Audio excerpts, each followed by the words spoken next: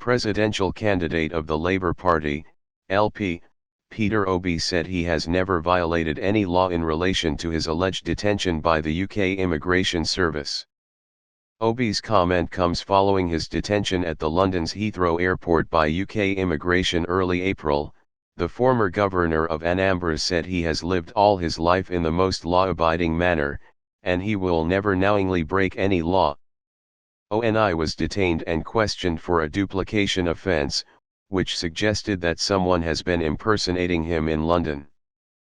Peter Obi was questioned for a long time but was eventually saved by the spontaneous reaction of Nigerians at Heathrow Airport. Both the UK immigration and Obi have kept mum on the matter since it was reported, but, Obi said, even though humans are bound to make mistakes, he will never knowingly break any law, adding that he is not afraid of the lies and propaganda against my person. Peter Obi was accosted by immigration officials at Heathrow Airport who handed him a detention note and told him to step aside.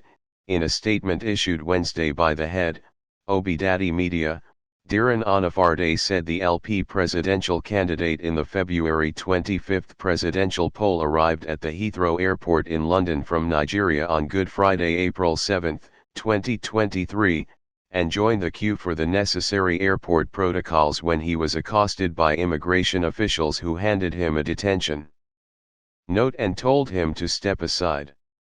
Mr. Anafarde said, Peter Obi was harassed by London immigration officials and placed in detention where he spent the Easter holidays.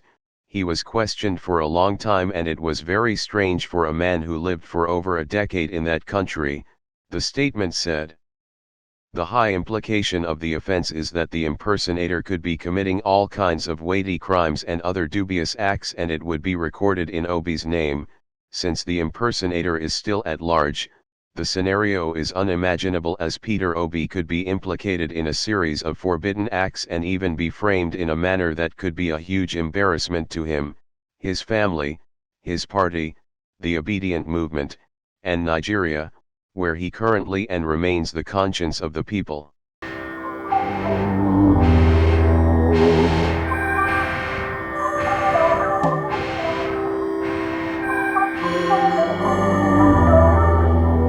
Mr. Obi has been under all kinds of attack since the presidential election, in which he put up an outstanding showing, coming third out of 18 contestants as announced by the Independent National Electoral Commission (INEC).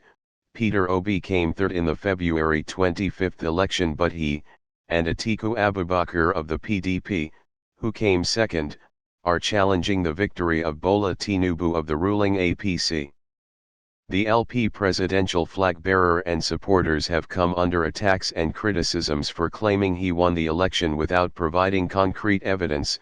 Early this month, the social media space, especially Twitter, was awash with controversy over a leaked telephone conversation, now dubbed Yes Daddy, between Mr. Obi and the founder of Living Faith Church, David Oyedepo, a bishop.